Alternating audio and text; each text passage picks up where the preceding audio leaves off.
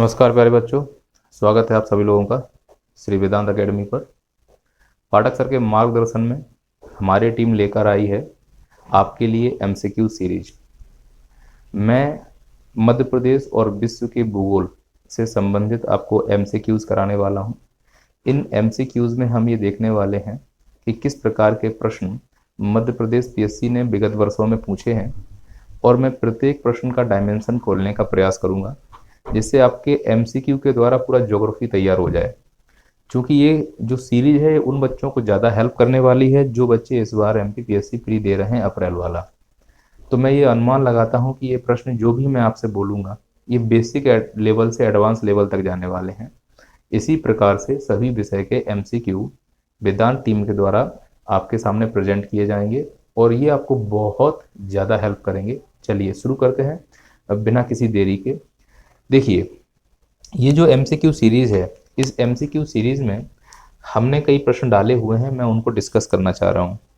जैसे पहला प्रश्न है, बहुत बेसिक से शुरू कर रहे हैं हम लोग। पहला ही प्रश्न है ये है कि जो भारत है वो सबसे अधिक विस्तृत भूभाग आकृतिक प्रदेश उसमें से कौन सा है।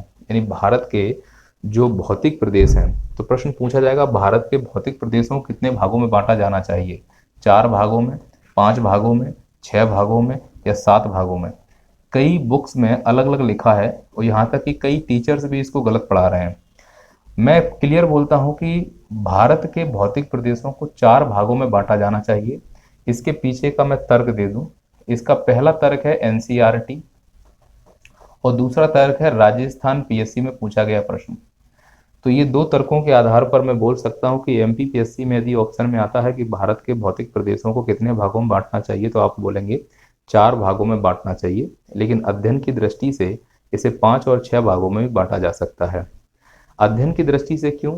क्योंकि जैसे जैसे समय बीत रहा है उनके क्षेत्र में विस्तार होने की वजह से अब हम मरुस्थल को और द्वीपीय समूह को अलग से पढ़ते हैं। नहीं तो अगर 4 भागों को मैं डिवीजन करके देखूं तो जो मरुस्थल है राजस्थान का उसे हम उत्तर भारत के मैदान में शामिल करते हैं और जो द्वीप समूह हैं उन्हें हम पश्चिमी घाट और पूर्वी घाट में शामिल कर लेते हैं।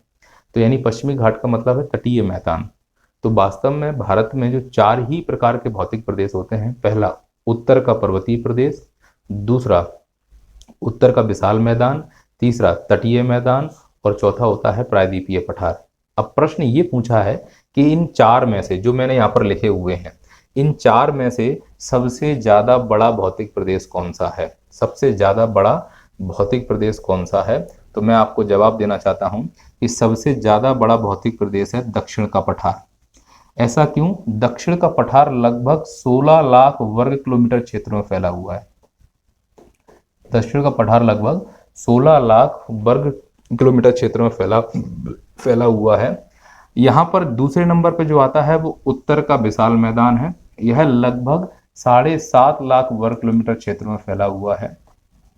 फिर उसके बाद आता है उत्तर का पर्वतीय प्रदेश। यह लगभग 5.5 लाख पर्वतीय प्रदेश में फैला हुआ है। और फिर उसके बाद आता है तुम्हारा तटीय मैदान। तटीय मैदान के अंतर्गत हम द्वीप समूहों को भी शामिल करेंगे जिसमें अंडमान और लक्षद्वीप के द्वीप शामिल होते हैं। ये सबसे लास्ट में आता है। तो क्रम ध्यान रखेंगे, फर्स्ट, सेकेंड, थर्ड और फोर्थ। तो आपसे पूछा गया था कि भारत का सबसे अधिक विस्तृत भूभाग आकृतिक प्रदेश कौन सा है, तो आपने चारों का क्रम याद रख लिया है कि सबसे पहले आएगा दक्षिण का पठार, उसके बाद आएगा उत्तर का मैदान, फिर उसके बाद आएगा उत्तर का पर्वत प्रदेश, फिर आएगा तटीय मैदान। लेकिन अगर प्रश्न घुमा के पूछ दिया जाए कि ये बताइए कि भारत के भौगोलिक प्रदेश में अगर मैं प्रतिशत के हिसाब से बोलूँ आपसे कि किसका प्रतिशत ज्यादा है, कैसे उसको डिवीजन करेंगे, तो ध्यान से सुनेंगे इस चीज के लिए। तो मैदान का प्रतिशत सबसे ज्यादा दिखाई देगा हमको प्रतिशत की दृष्टि से। मैदान लगभग 43% क्षेत्र में है। उसके बाद पहाड़ियां हैं, पहाड़ियां लगभग 29% क्षेत्र में है। और फिर उसके बाद पठार है, पठार लगभग 28% क्षेत्र में है। अब आपके दिमाग में ये शब्द आएगा कि सर आप बोल रहे हो कि सबसे बड़ा भूभौतिक प्रदेश पठार है, फिर यहाँ बोल रहे हो कि सर पठार 28% है। तो मैं ये बोल रहा हूँ भूभौतिक प्रदेश है भाई। पठार यानी ये दक्षिण का पठार है, इसमें मैदान भी आता होगा जैसे कि मैसूर का मैदान, बेंगलुरु का मैदान। लेकिन अगर मैं पूरे मैदानों की बात करूं भारत में जहां भी हैं, कैसे भी हैं, तटीय हैं, पठारीय हैं, या फिर जलोढ़ीय हैं, निक्षेपित हैं, अपरदित हैं, उन सब मैदानों को अगर भारत में मिला लिया जाए तब सबसे ज़्यादा मैदानों की संख्या होती है। यहाँ तक आपको बातें समझ में आ रही होंगी। तो यदि प्रतिशत की दृष्टि से देखेंगे तो मैदान पहले स्थान पर है, और आकार की दृष्टि से देखेंगे तो दक्षिण भारत का पठार भौतिक विभाजन में पहले स्थान पर है। तो मेरे हिसाब से इसका सही आंसर होना चाहिए दक्षिण भारत का पठार। चलिए अगला प्रश्न है, उत्तर भारत में जो उप हिमालय क्षेत्र के सहारे फैले समतल मैदान को क्या कहा जाता है? तो आप इसको कैसे समझना चाहेंगे, मैं आपको बताऊं, देखो ध्यान से। अगर मैं यहाँ पर ऐसे बनाता हूँ, ये मान लो कि ट्रांस हिमालय है और ये उत्तर दिशा है, नॉर्थ है ये। तो नॉर्थ से मैं साउथ आऊँगा तो पहले ट्रांस हिमालय मिलेगा, फिर मुझे ग्रेट हिमालय मिलेगा, फिर मुझे लेसर हिमालय मिलेगा, और फिर मुझे शिवालिक हिमालय मिलेगा। फिर मुझे क्या मिलेगा? शिवालिक हिमालय मिलेगा। तो मैं क्या करूँगा, इस डायग्राम को ऐसे पलट दूंगा। तो जब इस डायग्राम को ऐसे पलटूंगा तो ये डायग्राम कुछ ऐसा दिखेगा, ये ट्रांस हिमालय, फिर ये ग्रेट हिमालय, फिर ये लेसर हिमालय, फिर ये शिवालिक हिमालय। तो ध्यान से देखो आप इन सब चीज़ों को, तो आपके सामने कई सारे उत्तर आएंगे। ये जो मैंने लिखा है यहाँ पे ट्रांस हिमालय, और यहाँ पर ये लिखा है ग्रेट हिमालय, इन दोनों के बीच में ये घाटी है, इस घाटी को कहते हैं ITSZ। ITSZ का मतलब है इंडस सांगपो सेचर जोन। क्या मतलब है? Indus Tsangpo suture zone, ITSZ। ITSZ घाटी ट्रांस हिमालय को ग्रेट हिमालय से अलग करती है। ऐसे ही यहाँ पर है ग्रेट हिमालय और लेसर हिमालय, इसको अलग करती है MCT, मेन सेंट्रल थ्रस्ट। ऐसे ही लेसर हिमालय और शिवालिक हिमालय के बीच में यहाँ पर है जिसे हम बोलते हैं MBF, मेन बाउंड्री फोल्ड। और जब शिवालिक हिमालय खत्म होता है तब यहाँ पर आता है HFF। HFF का मतलब है हिमालय फ्रंट फॉल्ट। बच्चों ध्यान रखना, जैसे ही हिमालय फ्रंट फॉल्ट खत्म होता है तब यहाँ पर मिलेगा हमको, ये वाले एरिया में जो बड़े बड़े पत्थर वाला क्षेत्र होता है उसे हम कहते हैं भावर। भावर के बाद यहाँ पर आता है उसे हम कहते हैं तराई, और तराई के बाद यहाँ पर आता है उसे हम कहते हैं गंगा का जलोढ़ मैदान। क्या कहते हैं? गंगा का जलोढ़ मैदान। यानी मैं निष्कर्ष ये निकालना चाह रहा हूँ, जैसे ही शिवालिक से आप नीचे उतरते हैं तो शिवालिक वास्तव में कॉन्ग्लोमरेट से बना हुआ है। कॉन्ग्लोमरेट का मतलब अवसादी चट्टानें हैं। ये अवसादी चट्टानें सैंडस्टोन से बनी हुई हैं। तो जब इस शिवालिक से कोई नदी नीचे आती है तो यह नदी ढेर सारे बड़े बड़े पत्थरों को लाती है। उन बड़े बड़े पत्थरों में बोल्डर होते हैं, ग्रेवल होते हैं, और वो बड़े बड़े पत्थर आके शिवालिक के पादीय प्रदेशों में आके इकट्ठे हो जाते हैं। और इन्हीं पादीय प्रदेशों में जो बड़े बड़े बोल्डर इकट्ठे हो रहे हैं, उन्हीं बड़े बड़े बोल्डरों को भावर प्रदेश कहा जाता है। तो भावर कुछ नहीं है, शिवालिक हिमालय से बिल्कुल सटा हुआ ऐसा प्रदेश है जो बड़े बड़े पत्थरों का प्रदेश है। ये इतने बड़े पत्थर होते हैं कि जब शिवालिक से उतरने वाली नदी इस भावर प्रदेश में आती है तो नदियां इन पत्थरों के नीचे से होकर गुजरने लगती हैं, जिससे नदियां इस क्षेत्र में विलुप्त हो जाती हैं। तो भावर प्रदेश में नदियां विलुप्त हो जाती हैं क्योंकि ये बड़े पत्थरों का प्रदेश है। फिर अचानक से जब ये नदियां भावर प्रदेश से ऊपर की तरफ जाती हैं तो वहाँ पर ढाल मंद होने की वजह से पानी भर जाता है, और जो ढाल मंद हुआ है वो अवसादी कारण हुआ है। तो भावर प्रदेश से थोड़े से आगे जाते हैं तो हमको मिलता है एक दलदली क्षेत्र जिसे हम तराई कहते हैं। यानी कि शिवालिक और तराई के बीच में कोई अगर फंसता है तो वो भावर प्रदेश है, और भावर और शिवालिक के बीच में अगर कोई फंसता है तो वो HFF है। तो इसका मतलब ये समझ में आया कि शिवालिक से हम जाते हैं HFF, फिर जाते हैं भावर, फिर जाते हैं तराई, और तराई के बाद मिलता है जलोढ़ मैदान जो गंगा से बनाया गया है। जलोढ़ मैदान दो प्रकार के होते हैं, एक होता है खादर और एक होता है बांगर। बांगर जलोढ़ मैदान पुराने जलोढ़ मैदान होते हैं और खादर जलोढ़ मैदान नवीन जलोढ़ मैदान होते हैं। पुराने जलोढ़ मैदान कम उपजाऊ होते हैं और नवीन जलोढ़ मैदान अधिक उपजाऊ होते हैं। हम मृदा के टॉपिक में इनको डिटेल से समझेंगे। तो अगर हम निष्कर्ष निकालें इस पूरे क्वेश्चन का, तो प्रश्न आपने समझा होगा कि बताइए उप हिमालय यानी शिवालिक क्षेत्र के सहारे फैले समतल मैदान को क्या कहा जाता है। तो इसमें ऑप्शन में कहीं भी आप देखो भावर नहीं है, लेकिन भावर के बाद अगला ऑप्शन क्या आ रहा है, तो बोलोगे सर भावर के बाद अगला ऑप्शन आता है तराई, तो इसीलिए इसका सही आंसर हो जाएगा तराई। प्रश्न है कि दून किसे कहते हैं, तो मैं यहाँ पर क्लियर कर दूं कि जैसे मान लो ये लेसर हिमालय है और ये वाला हिस्सा शिवालिक हिमालय है। जो शिवालिक हिमालय है ये अवसादी चट्टानों से बना हुआ है। तो जब यहाँ से नदियाँ नीचे उतर रही थी तो अवसादी चट्टानें जो शिवालिक है संपीडनात्मक बल लग रहा था भारतीय प्लेट का, तो यहाँ पे बड़े बड़े बोल्डरों का एक मलबा जमा हो गया था, और इन्हीं मलबे को, जिन्हें हम लेकस्ट्राइन कहते हैं, झीलीय निक्षेप कहते हैं, नदीय निक्षेप कहते हैं, इंडो ब्रह्मा नदी का परिणाम है, इन्हीं मलबों से बने विभिन्न लॉन्गिट्यूडनल घाटियों को दून और द्वार कहा जाता है। बस इनमें फर्क इतना है कि यदि ये मलबा इन शिवालिक हिमालय के पश्चिम वाले भाग में जमा है तो इसे हमने दून कह दिया, और अगर पूरब वाले भाग में जमा है तो इसे हमने द्वार कह दिया। ध्यान से सुनना, द्वार कुछ लोग बोलते हैं कि केवल उत्तराखंड में मिलते हैं, बहुत गलत उत्तर दे रहे हो। द्वार बिहार में भी मिलता है। ध्यान सुनना, द्वार असम में भी मिलेगा, द्वार पश्चिम बंगाल में मिलेगा। उदाहरण कूच बिहार द्वार का उदाहरण है, हरिद्वार द्वार का उदाहरण है। ऐसे ही दून में देहरादून, पाटली दून, कोटली दून, कोठारी दून, मृग्या दून, माख्या दून, ये सब दून के उदाहरण हैं। इनमें ध्यान से सुनना, दून और द्वार में एक है हरिद्वार जहां पर गंगा नदी मैदानी भागों में प्रवेश करती है, और एक है देहरादून। यह देहरादून किस नदी के किनारे है ये आपको कमेंट करके मुझे बताना है। ये दोनों शहरों को अगर मैं मिला दूं उत्तराखंड के क्षेत्र में, तो उत्तराखंड की 35% जनसंख्या इसी क्षेत्र में निवास करती है। इसका मतलब है जनसंख्या वहां निवास करती है जहां पर कृषि योग्य भूमि हो। तो हरिद्वार और देहरादून ही ऐसे घाटियां हैं दून और द्वार में जो कृषि योग्य हैं। देहरादून में बासमती चावल उगाया जाता है, और यह पहाड़ी चावल के नाम से भी जाना जाता है, बहुत फेमस है। हाल ही में बासमती चावल को लेकर मध्य प्रदेश और पंजाब राज्य में ठनी हुई है कि किसे किसे जीआई टैग दिया जाए, तो हम जीआई टैग में मध्य प्रदेश में समझेंगे। तो सर हमने दून भी समझ लिया है। खादर क्या होता है? पुरानी नई जलोढ़ को खादर कहते हैं। अच्छा, इसमें और ऑप्शन में भावर था, मैं देख नहीं पाया हूँ।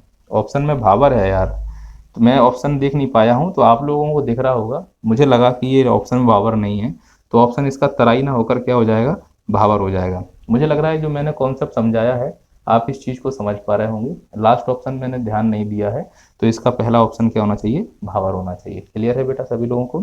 खादर क्या होता है? नई जलोढ़। बांगर क्या होता है? पुरानी जलोढ़। मैं उम्मीद करता हूँ आपको ये बात समझ में आई होगी। आगे बढ़ते हैं।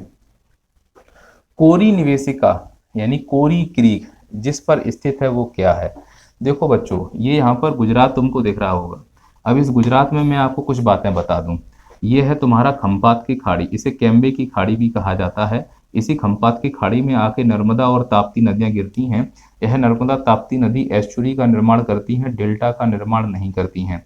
ये वाला जो एरिया है इसे काठियावाड़ का पठार कहते हैं। इसी काठियावाड़ के पठार पर यहाँ पर द्वीप है, और यहाँ पे दमन है। द्वीप ताड़ के वृक्षों के लिए फेमस है। दमन में चीकू का उत्पादन होता है। ये दोनों केंद्र शासित प्रदेश हैं। वर्तमान में ये दोनों केंद्र शासित प्रदेश दादरा नागर हवेली में मिला दिए गए हैं।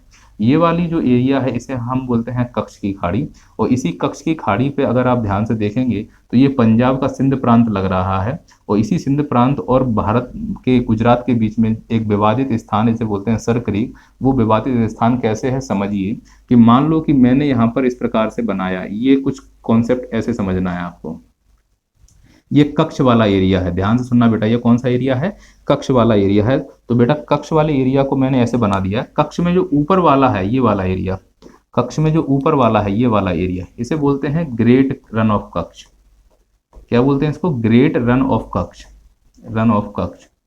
और कक्ष का जो नीचे वाला एरिया है इसे बोलते हैं लिटिल रन ऑफ कक्ष।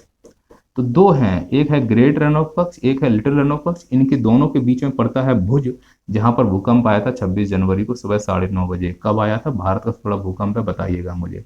अब इसमें क्या होता है कि ऊपर ये पाकिस्तान है, यहाँ पर छोटू है हमारा, तो पाकिस्तान से लगी हुई एक खाड़ी है, एक क्रीक है, उस क्रीक को कहते हैं, उसको कहते हैं झज्जर क्रीक, झज्जर क्रीक। तो झज्जर क्रीक का संबंध किससे है? पाकिस्तान से है। और जो लिटिल रन से संबंधित है, लिटिल रन, यहाँ देखो देखो ध्यान से, लिटिल रन ऑफ कच्छ संबंधित, उसे कहते हैं कोरी क्रीक। तो वास्तव में हमारे कच्छ के रन पर जो सर क्रीक एमपीपीएससी ने भी पूछा था, यह कोरी क्रीक और झज्जर क्रीक के बीच में जो फंसा हुआ है, जो पाकिस्तान और भारत के बीच में विभाजित है, उसे ही हम कहते हैं सर क्रीक। तो सर क्रीक के उत्तर में झज्जर क्रीक पाकिस्तान का हिस्सा, सर क्रीक के दक्षिण में कोरी क्रीक हिंदुस्तान का हिस्सा, और दोनों के बीच में है सर क्रीक जो भारत और पाकिस्तान के बीच में विभाजित है। पाकिस्तान सर क्रीक पर एक लाइन खींचता है जिसे बोलते हैं ग्रीन लाइन, और यह ग्रीन लाइन को पाकिस्तान मानता है जबकि भारत इस ग्रीन लाइन को नहीं मानता है। तो इसका आंसर क्या होना चाहिए, उस पर हम आके बात करते हैं। प्रश्न पूछा गया है कि कोरी क्रीक टिंगिस का किसका हिस्सा है, कच्छ की खाड़ी का हिस्सा है, खंबात की खाड़ी का हिस्सा है, कच्छ के लिटिल रन का हिस्सा है, या कच्छ के रन का हिस्सा है।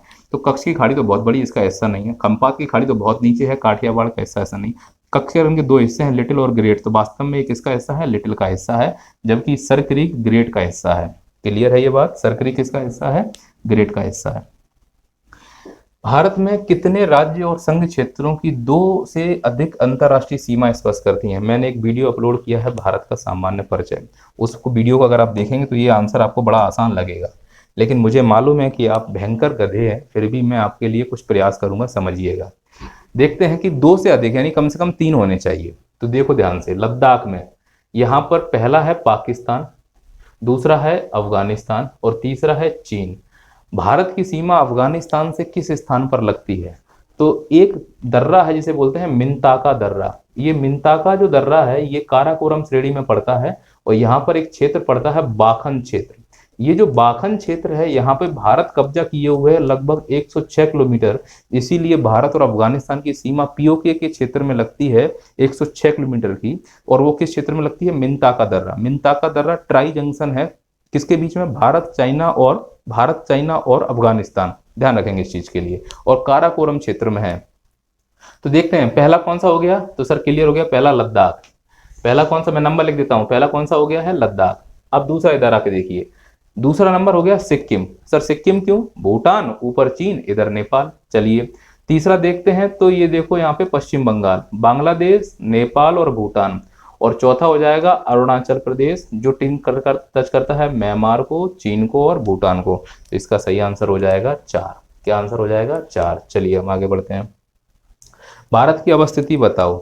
मैंने कैसे सिखाया है तुम लोगों को, कैसे सिखाया है कि पहले पश्चिम पूरब देखो, तुम पहले यहाँ पर आओ, इसमें पश्चिम लिखा है हटा दो, इसमें पूरब पूरब लिखा है, ठीक है, इसमें पश्चिम लिखा है हटा दो, इसमें पश्चिम लिखा है हटा दो। अरे कॉमन सेंस था रे, इधर पूरब पूरब है कि नहीं है, देशांतर हमेशा पूरब होता है, तो आंख बंद करके बोलो कि भारत का जो विस्तार है वो ये वाला है।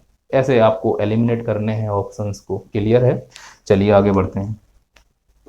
निम्नलिखित में से देशांतरों में कौन सा भारत की प्रमाणिक मध्याह्न रेखा यानी स्टैंडर्ड मेरिडायन कहलाती है, मतलब भारत की समय रेखा कौन सी है? तो भारत में अब 2 समय रेखाएं होने वाली हैं, पहली 82.5 डिग्री, दूसरी 89.52 डिग्री।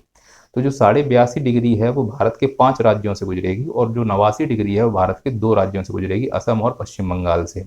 हालांकि जो असम से गुजरने वाली उसे ही असम टी टाइम जोन कहा जाता है। अभी वो असम टी टाइम जोन बना नहीं है, भारत में 2 टाइम जोन बनाने की मांग हो रही है, लेकिन अभी भारत में एक ही टाइम जोन है।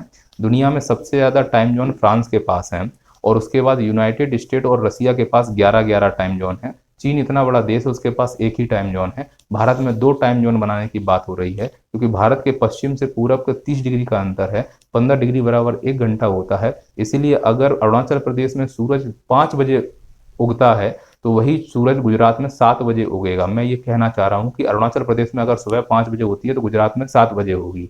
तो ये डिफरेंस है, इसके चक्कर में कई सारी मनोवैज्ञानिक स्थितियां बिगड़ती हैं, ऑफिस का टाइम बिगड़ता है, संसाधनों का दोहन अच्छे से नहीं हो पा रहा है, इसके लिए वहां पर 2 टाइम जोन बनाने की बात की जा रही है। हालांकि आपको प्रश्न ये बताना है कि भारत की समय रेखा कौन सी है। दुनिया की समय रेखा है 0 डिग्री जिसे ग्रीनविच टाइम कहते हैं, और भारत की समय रेखा है 82.5 डिग्री। ये 82.5 डिग्री 0 डिग्री से कितने घंटे आगे है, तो आंसर है 5.5 घंटे ये आगे है। लेकिन जो नवीन समय रेखा बनने वाली है जिसका आंसर है 89.52 डिग्री ईस्ट, ये 6.5 घंटे आगे होगी।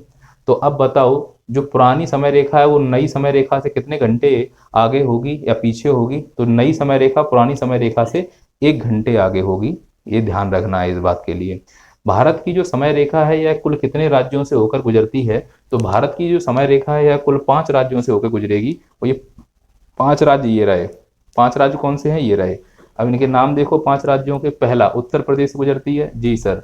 मध्य प्रदेश से गुजरती है, जी सर। छत्तीसगढ़ से गुजरती है, जी सर। उड़ीसा से गुजरती है, जी सर। आंध्र प्रदेश से गुजरती है, जी सर। तो इन 5 राज्यों से गुजरती है। मैंने एक फॉर्मूला बोला था मौका, और ये मौका आए तो कभी छोड़ना मत। M for MP, O for Orissa, U for UP, C for Chhattisgarh, A for Andhra Pradesh. चलिए चलिए हम आगे बढ़ते हैं। मध्य प्रदेश के केवल सिंगरौली से गुजरती है, लेकिन अगर मैं प्रश्न चेंज कर दूं तो क्या आप लोग बना पाओगे? जैसे मान लो कि एक कर्क रेखा है, ये कर्क रेखा भारत के 8 राज्यों से गुजर रही है, तो ये कर्क रेखा और भारत की समय रेखा एक दूसरे को कहाँ काटते हैं? तो आंसर है कर्क रेखा और भारत की समय रेखा एक दूसरे को काटते हैं छत्तीसगढ़ के कोरिया जिले में। कर्क रेखा और भारत की समय रेखा एक दूसरे को कहाँ काटते हैं? छत्तीसगढ़ की कोरिया जिले में। लेकिन 0 डिग्री समय रेखा, 0 डिग्री अक्षांश और 0 डिग्री देशांतर एक दूसरे को कहाँ काटते हैं विश्व के संदर्भ में? तो ये काटते हैं गिनी की खाड़ी, अफ्रीका महाद्वीप के पश्चिम में, हिंद महासागर। यहीं पर स्यूडो मानसून यानी छद्म मानसून की स्थिति देखने को मिलती है, यहीं पर डॉक्टर बिंड चलती है। आगे बढ़ते हैं हम लोग। भारत किस गोलार्ध में स्थित है? ये आगे हैं गोलू टाइप के प्रश्न, है ना। फिर भी तुम्हें चक्कर आ रहे होंगे, मैं यकीन से बोल सकता हूँ, मुझे तुम्हारी योग्यता पे पूरा भरोसा है। भारत किस गोलार्ध में स्थित है? तो सीधी सी भारत है कि भारत उत्तर पूर्वी गोलार्ध में स्थित है। मैंने सिखाया भी था आप लोगों को कि ये यहाँ पर 0 डिग्री लाइन है, ये यहाँ पर ऐसे 0 डिग्री लाइन है, ये एक दूसरे को यहाँ गिनी की खाड़ी में काट रही है। तो भारत देखो ध्यान से पूरी तरह से उत्तर पूर्वी गोलार्ध में स्थित है, इसीलिए भारत का कोई भी अक्षांश दक्षिणी अक्षांश नहीं होगा और कोई भी देशांतर पश्चिमी देशांतर नहीं होगा। तो सभी देशांतर पूरब होंगे और सभी अक्षांश उत्तरी होंगे। चलिए, निम्नलिखित में से कौन सा राज्य पहले नेफा माने होता है नॉर्थ ईस्ट फ्रंट एजेंसी, नेफा के नाम से जाना जाता था? तो इसका सही आंसर है अरुणाचल प्रदेश नेफा के नाम से जाना जाता था। अरुणाचल प्रदेश में एक दर्रा है जिसे बोलते हैं तुलु दर्रा, तुलु को दिफू के नाम से भी जाना जाता है। यह दिफू दर्रा 3 देशों के बीच में विवादित है, जिसमें पहला देश है म्यांमार, दूसरा देश है चीन और तीसरा देश है भारत। तो ध्यान रखना, ये तुलु से आप नाम कंफ्यूज हो सकते हैं। तुलु से एक नाम आएगा तुजु दर्रा, और ये तुजु दर्रा है, ये वास्तव में मणिपुर में है। तुजु दर्रा कहाँ पर है? मणिपुर में। तुलु दर्रा कहाँ है? अरुणाचल प्रदेश में। तो तुजु और तुलु में याद रखना, नहीं तो वहां पे आप कंफ्यूज हो जाएंगे और परेशान हो सकते हैं। प्रश्न कई प्रकार के बन सकते हैं पूर्व उत्तर में। नागालैंड की सबसे ऊंची चोटी का नाम है, तो सरामती सबसे ऊंची चोटी है नागालैंड की, यह पूर्वोत्तर की भी सबसे ऊंची चोटी है। मणिपुर की सबसे ऊंची चोटी का नाम बताओ, तो तेनीपू मणिपुर की सबसे ऊंची चोटी है। अरुणाचल प्रदेश की सबसे ऊंची चोटी का नाम बताओ, तो काडफा अरुणाचल प्रदेश में स्थित सबसे ऊंची चोटी है। असम में अगर आते हैं तो असम के बारे में एक नया जिला बना है माजुली, आपने माजुली के बारे में सुना हो, यह असम का 33वां जिला बना हुआ है और यह दुनिया का सबसे बड़ा नदी द्वीप जिला है। नदी के ऊपर बनने वाला जिला है जो ब्रह्मपुत्र नदी पर बनाया गया है। आप इसके बारे में ध्यान रखना, दुनिया का सबसे बड़ा जिला है। पहले असम में 32 जिले थे, अब 33 जिले हो गए हैं। हमारा पड़ोसी राज्य जो छत्तीसगढ़ दिख रहा है, यह दरियाई घोड़े के समान दिखाई देता है। दरियाई घोड़ा समझते हैं ना, तो ये दरियाई घोड़े के समान दिखाई देता है। इसमें जो कुल जिले हैं उनकी संख्या 28 है। कितनी है? 28। अभी हाल ही में 4 जिले और घोषित किए गए हैं तो 32 हो जाएंगे। और छत्तीसगढ़ में कुल 5 संभाग हैं। सबसे बड़ा संभाग सरगुजा है। चलिए, इंदिरा पॉइंट किस की दक्षिणी नोक है? नोक का मतलब दक्षिणी भाग है। इंदिरा पॉइंट कहां पर स्थित है, ये पूछना चाह रहा है वो तुमसे। ध्यान सुनो, अंडमान निकोबार में स्थित है या धनुषकोटी में स्थित है, मालदीव में या लक्षद्वीप में? तो इसका सही आंसर हो जाएगा अंडमान निकोबार में स्थित है। कैसे स्थित है समझना। अंडमान निकोबार को हम ध्यान से देखते हैं तो निकोबार में एक निकोबार आता है जिसे बोलते हैं दक्षिणी निकोबार। दक्षिणी निकोबार में चोटी स्थित है, आ जाओ। दक्षिणी निकोबार में ये स्थित है जिसे हम बोलते हैं इंदिरा पॉइंट। इंदिरा पॉइंट को पार्सन्स के नाम से भी जानते हैं, इसे हम पिग्मेलियन के नाम से भी जानते हैं, इसको हम इंदिरा पॉइंट के नाम से भी जानते हैं। अब प्रश्न आपसे पूछेगा इंदिरा पॉइंट और इंदिरा कॉल में क्या अंतर है? तो इंदिरा पॉइंट का वास्तव में नामकरण इंदिरा गांधी के नाम से हुआ है, लेकिन इंदिरा कॉल का नाम इंदिरा गांधी के नाम से नहीं, ये ध्यान रखना है। 2004 में सुनामी आया था, डूब गए हैं। यहाँ पे अभी कुल 27 लोग रहते हैं, वो सिर्फ और सिर्फ अनुसंधान करने का काम कर रहे हैं, इसके अलावा किसी भी प्रकार का काम नहीं हो रहा है। धनुषकोटी को अगर ध्यान से देखेंगे तो यह तमिलनाडु के रामेश्वरम का जिला का एक द्वीप है। यह श्रीलंका के जाफना प्रांत में एक द्वीप पड़ता है जिसे बोलते हैं तलैया मन्नार। धनुषकोटी और तलैया मन्नार के बीच में एक तुमको कोरल का आइलैंड मिलता है जिसे हम राम सेतु या एडम ब्रिज के नाम से जानते हैं। राम सेतु के उत्तर में बंगाली खाड़ी है और दक्षिण में मन्नार की खाड़ी है। मन्नार की खाड़ी और बंगाली खाड़ी एक दूसरे को कनेक्ट करते हैं पाक जल संधि से। पाक कौन है? पाक उस समय लेफ्टिनेंट जनरल हुआ करते थे मद्रास के, डेक्यूजान पार्क। तो पाक के नाम से PAL के नाम रखा गया, ध्यान रखना। पाक का मतलब पाकिस्तान में समझ लेना। लक्षद्वीप क्या है? लक्षद्वीप कोरल निर्मित द्वीप हैं, ये ध्यान रखने की जरूरत है। लेकिन प्रश्न ध्यान से सुनना, जब अफ्रीका से टूटकर नॉर्थ ईस्ट की तरफ जा रहा था हमारा इंडिया, तो अरावली के कुछ अवशेष अरब सागर में रह गए थे। उन्हीं अवशेषों के प्लेटफॉर्म के ऊपर बना हुआ है कोरल। किस पर्वत के प्लेटफॉर्म के रूप में यूज हो रहा है कोरल? तो आप बोलेंगे अरावली। अरावली का अवशेष ध्यान रखेंगे, है ना। चलिए हम आगे बढ़ते हैं। अगला क्वेश्चन है आपके सामने, राम सेतु में से कहाँ है, मतलब राम सेतु कहाँ है? तो पहला ऑप्शन है जिब्राल्टर, है ना। दूसरा ऑप्शन है कील नहर। तीसरा ऑप्शन है बेरिंग जल डमरू। और चौथा है पाक जल डमरू। तो मैंने अभी बताया था आपके पाक के बारे में। पाक क्या है एक्चुअली, तो मैंने ऐसे सिखाया, बोला भी मैंने अभी आपसे। ये रामेश्वरम है, यहाँ पर ये श्रीलंका है। श्रीलंका में जो नदियां बहती हैं वो रेडियल क्रम में बह रही होती हैं, मतलब आर्य क्रम बना रही हैं यहाँ की नदियां। इसकी विशेषता है श्रीलंका की, ऊपर से उठा हुआ है बीच से।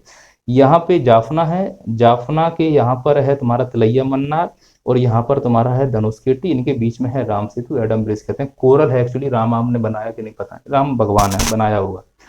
यहाँ पर आ जाओ, ये जिब्राल्टर। जिब्राल्टर क्या है?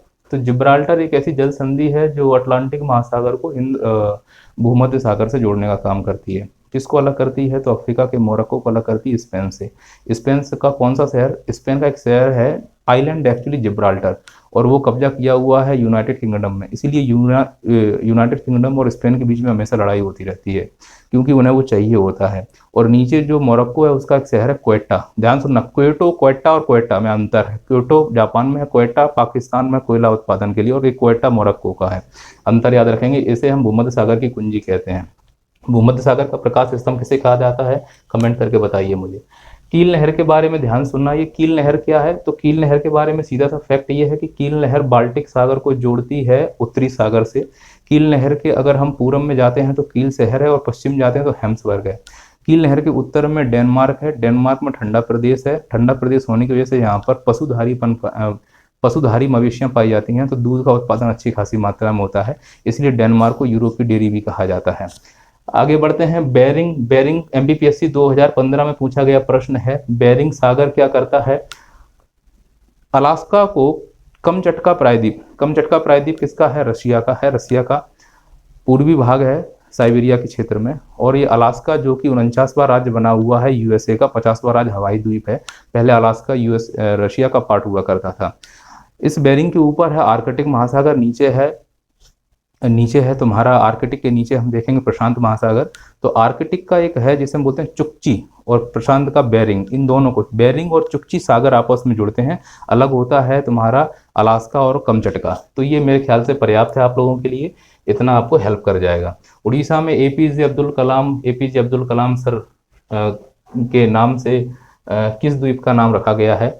तो ऑप्शन में आता है अंडमान द्वीप, लक्षद्वीप द्वीप और व्हीलर द्वीप। तो देखिए, दो द्वीप हैं उड़ीसा में। उड़ीसा में एक झील है चिल्का झील, वहाँ पर एक व्हीलर द्वीप है, और वहाँ पर एक शॉर्ट्स द्वीप है, शॉर्ट्स आइलैंड। दोनों को मिला के APJ अब्दुल कलाम नाम रखा गया है, नामकरण हुआ है। अंडमान में अगर हम जाते हैं तो दक्षिणी अंडमान में 3 आइलैंड ऐसे हैं जिनका हाल ही में नामकरण हुआ है। एक है रॉस आइलैंड। रॉस आइलैंड का नाम बदलकर नेताजी सुभाष चंद्र बोस रख दिया गया है। इनकी पोती हाल ही में चर्चा है, तो हो सकता है प्रश्न पूछ लिया जाए। अभी इनकी एक हमने जयंती भी मनाई है, तो प्रश्न पूछा जा सकता है। एक है तुम्हारा जिसे बोलते हैं हैवलॉक। हैवलॉक एक आइलैंड है दक्षिणी अंडमान में। हैवलॉक को स्वराज आइलैंड के नाम से अब बुलाया जाएगा। और एक है नील आइलैंड है अभी दक्षिणी अंडमान में, इसे शहीद आइलैंड के नाम से बुलाया जाएगा। हाल ही में दक्षिणी अंडमान की एक चोटी है जिसे बोलते हैं हैरियट चोटी का नाम बदलकर मणिपुरी चोटी रख दिया गया है, मणिपुर चोटी। अब आप लोग कंफ्यूज हो जाएंगे, मणिपुर की सबसे ऊंची चोटी तेनिपू है, लेकिन मणिपुर किसकी चोटी हो गई है? तो वो हैरियट की हो गई है, ध्यान रखना इस बात के लिए। और मिजोरम को लुसाई के नाम से जानते हैं। लुसाई की सबसे ऊंची चोटी ब्लू माउंट है। ब्लू माउंट को लुसाई जनजाति पावापुई के नाम से जानती है। ब्लू माउंट का मतलब वहाँ ब्रिटिश लोगों ने राज किया हुआ, तो उन्होंने अपना नाम इस हिसाब से रख लिया है, क्योंकि उन्हें तो कुछ ना कुछ नाम रखना ही था। क्योंकि जैसे ही हम ब्लू माउंट के पूरब में जाते हैं तो वहाँ पे विक्टोरिया भी चोटी है म्यांमार में, तो इसका मतलब अंग्रेज रहे हैं वहाँ पर। चलो हम आगे बढ़ते हैं। हम थोड़ा सा आगे जाएंगे तो हमें द्वीप मिलता है। द्वीप, अब ये द्वीप क्या है? ये वो द्वीप है, दमन द्वीप वाला द्वीप है। द्वीप कहाँ पर पड़ता है? काठियावाड़ में पड़ेगा, खम्पात खाड़ी के उत्तर में। तो काठियावाड़ में पड़ता है। यहाँ पर गिरनार बरधा की पहाड़ियां होने के कारण ठीक ठाक वर्षा हो जाती है, इसीलिए ताड़ के वृक्ष मिलते हैं। द्वीप दमन अलग अलग है। दमन कहाँ पड़ता है? गुजरात की मुख्य भूमि में। और द्वीप कहाँ पड़ता है? काठियावाड़ में। दमन द्वीप को मिला दिया गया है किसमें? दादरा एवं नागर हवेली में। दादरा, दमन, दीव गुजरात में है। नागर हवेली गुजरात और महाराष्ट्र की सीमा पर है। ये ध्यान रखने की जरूरत है आप लोगों को। लक्षद्वीप के बारे में बताया है, कोरल निर्मित द्वीप है, 32 स्क्वायर किलोमीटर क्षेत्र में फैला हुआ है। क्षेत्रफल की दृष्टि से सबसे छोटा है, केंद्र शासित प्रदेश, ध्यान रखना है। व्हीलर के बारे में हम लोगों ने बात कर ली है। आगे बढ़ते हैं। सियाचिन क्या है? सियाचिन एक प्रकार का गैर ध्रुवीय ग्लेशियर है और यह एक हुंजा नदी है। हुंजा की सहायक है नुब्रा। नुब्रा नदी घाटी में ये बना हुआ है।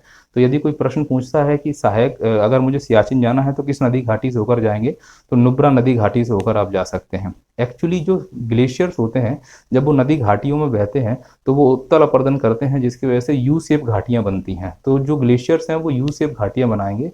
तो हिमालय में अगर जाते हैं तो V shape, I shape, gorge, canyon, U shape, लटकती फटकती सब घाटियां मिलती हैं हिमालय के अंतर्गत। तो सियाचिन का संबंध किससे है? तो वास्तव में सियाचिन और भारत और पाकिस्तान के बीच में एक रेगिस्तान नहीं है। भारत और पाकिस्तान के बीच में है लेकिन रेगिस्तान नहीं है। भारत और अफगानिस्तान के बीच में नहीं है। भारत और अफगानिस्तान में अफगानिस्तान का कौन सा हिस्सा भारत को टच करेगा? तो बाखन हिस्सा, ध्यान रखना, बाखन, मिंता का दर्रे के पास। भारत और म्यांमार के बीच में नहीं है, बिल्कुल नहीं है ना। भारत और पाकिस्तान के बीच में है। एक हिमनद है, नहीं ग्लेशियर है। हिमनद को इंग्लिश में कहते हैं ग्लेशियर है।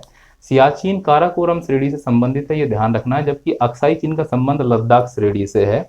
सियाचिन को हम जब जाते हैं तो हमको मिलता है NJ 9042, एक लाइन मिलती है, उसके ऊपर जाते हैं लियाला, फोटला और फिर इंदिरा कॉल मिलता है, उसके पूरब में है सियाचिन। ये ध्यान रखेंगे हम लोग। आगे बढ़ते हैं।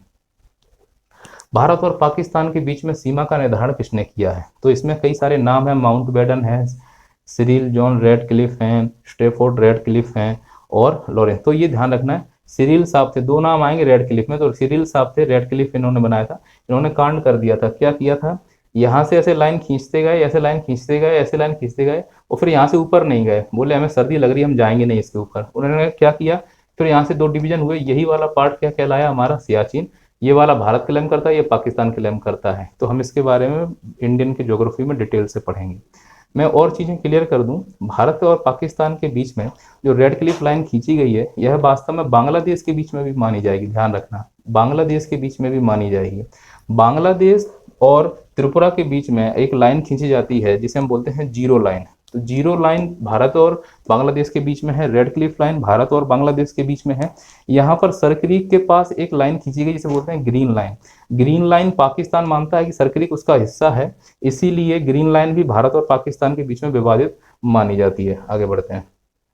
निम्नलिखित में से किस भारतीय राज्य की सीमाएं उत्तर, दक्षिण और पश्चिम में बांग्लादेश की सीमाओं से गुजरती है? आंखें फाड़ कर देखो यहाँ पर, ये देखिए, ये त्रिपुरा 3 ओर से बांग्लादेश से घिरा हुआ है। 3 ओर से बांग्लादेश से घिरा हुआ है ये त्रिपुरा। ये त्रिपुरा 3 ओर से बांग्लादेश से घिरा हुआ है, तो इसका सही आंसर हो जाएगा त्रिपुरा। जीरो लाइन बाउंड्री बनाता है, ध्यान रखना इस चीज के लिए। बाकी इसमें क्या है? मेघालय में 3 पहाड़ियां हैं, गारो, खासी, जयंतिया। ये कीपाकार फनल शेप में स्थित हैं। मेघालय में ये पहाड़ियों को ऐसे समझ सकते हैं, गारो की सबसे ऊंची चोटी का नाम, कितना टाइम हुआ? गारो की सबसे चोटी का नाम, गारो की सबसे ऊंची चोटी का नाम क्या हो जाएगा? तो नोकरेक गारो की सबसे ऊंची चोटी है, ठीक है। गारो के बाद खासी की सबसे छोटी नाम सीलोंग सबसे छोटी है। खासी व जयंतिया की सबसे छोटी का नाम तो लम मलंग सी जयंतिया की सबसे ऊंची चोटी है। लेकिन तीनों में सबसे ऊंची चोटी कौन सी मानी जाएगी? तो सीलोंग। ऑप्शन में नौकरे को सीलोंग आए तो सीलोंग को प्राथमिकता देना, ये मेरी आज्ञा है तुम्हें। पश्चिम बंगाल के बारे में देखेंगे तो पश्चिम बंगाल सीधा सा है कि इसका ऊपरी हिस्सा है, इसे चिकन नेक के नाम से जाना जाता है और इसका दार्जिलिंग वाला हिस्सा हिमालय क्षेत्र में आएगा, ध्यान रखेंगे। असम की बात करते हैं तो असम को ध्यान से देखो तो असम पूरा मैदानी क्षेत्र है, या ब्रह्मपुत्र के बाढ़ मैदान से बनाया गया है पूरा असम क्षेत्र, और यहाँ पर चाय की खेती भी हो सकती है, ठीक है। निम्नलिखित में से किस भारतीय राज्य की सीमा है उत्तर, दक्षिण, पश्चिम में बांग्लादेश की सीमाओं से मिलती है? ये रिपीट हो गया क्वेश्चन भाई। चलो, निम्नलिखित में कौन सा भारतीय राज्य बांग्लादेश के साथ अपनी सीमा को साझा नहीं करता? मैंने सब स्टार्टिंग में पढ़ा दिया है। देखो, मिजोरम करता है, ये करता है, ये करता है। मणिपुर भाई नहीं करते हैं, ध्यान रखना, मणिपुर नहीं करेंगे, बाकी सब लोग करते हैं। ऑप्शन मणिपुर है क्या? है, हटाओ। पाकिस्तान की सीमाओं से लगे भारतीय राज्य कौन कौन से हैं? तो ये रहा, देखो, गुजरात है, ये है पंजाब है, जम्मू कश्मीर है और ये लद्दाख है। सामने उत्तर है, आराम से बैठ के लगाते रहना। तो इसका आंसर क्या होगा? गुजरात, जम्मू कश्मीर, पंजाब, राजस्थान। गुजरात, जम्मू कश्मीर, पंजाब, राजस्थान है ना। ये लगा दो, मैं लगा देता हूँ, तुम देखते रहना अपने हिसाब से। निम्नलिखित में से भारत की सुदूर दक्षिण भौगोलिक इकाई कौन सी है? तो इसके ऊपर तो कई सारे प्रश्न बन सकते हैं, देखो ध्यान से। अगर वो मुख्य भूमि पे पूछेगा तो कन्याकुमारी का कैप कैमोरिन, और अगर द्वीप पर पूछता है तो इंदिरा पॉइंट, जो निकोबार द्वीप समूह पर है। पर वो पूछ रहा है भारत की सुदूर पूछ रहा है, तो आंसर हो जाएगा निकोबार द्वीप समूह। किस आधुनिक भारतीय राज्य में कोंकण, मारवाड़, विदर्भ, विदर्भ सबसे सूखा क्षेत्र है, यहाँ लोग मर रहे हैं। यहाँ की 53% महिलाएं, समझ लो कि तुम 7 घंटे की यात्रा करके पानी भरने जाती, पानी नहीं है इस क्षेत्र में। अभी महाराष्ट्र क्षेत्र है, पूरी तरह से सूख गया है ये इंडस्ट्रीज की वजह से। निम्नलिखित में से वह कौन सा राज्य क्षेत्र है जिसकी सीमा मिजोरम से नहीं लगती है? नागालैंड, म्यांमार। तो देखो, नागालैंड की मिजोरम से लगती है क्या? नागालैंड की नहीं लग रही, बाकी सबकी लग रही है ना। तो बिल्कुल सही आंसर हो जाएगा इसका। निम्नलिखित में से क्षेत्र कौन सा है जिसकी सीमा अरुणाचल प्रदेश से नहीं लगती? देख लो, असम लगती है, नागालैंड लगती है, भूटान लगती है, मणिपुर की नहीं लगती। तो आंसर हो जाएगा मणिपुर। निम्नलिखित में कौन सा राज्य जिसकी सीमा राजस्थान से सटा हुआ नहीं है? राजस्थान से नहीं लगता। गुजरात लगता है, ठीक है। महाराष्ट्र लगता है, ठीक है। हरियाणा लगता है, लेकिन उत्तर प्रदेश भी लगता है, सटा हुआ नहीं है। तो फिर कौन सा बचा? कहाँ है ऑप्शन? हाँ, महाराष्ट्र नहीं लगता ना, महाराष्ट्र नहीं लगता। चलिए, संघ शासित प्रदेश दादरा और नागर हवेली भारत के इनके किस राज्य में? अभी बताया था भैया मैंने, गुजरात और महाराष्ट्र में। ऑप्शन में ये रहा, गुजरात और महाराष्ट्र में है। भारत में निम्नलिखित राज्यों में से उन्हें पहचानिए जहां कर्क रेखा गुजरती है और उन्हें पूर्व से पश्चिम लगाइए। तो भैया सबसे पूर्व में कौन होगा? तो आप बोलेंगे पश्चिम बंगाल, फिर कौन होगा? झारखंड, फिर कौन होगा? छत्तीसगढ़, फिर कौन होगा? मध्य प्रदेश, फिर कौन होगा? ये आंसर लगा लो।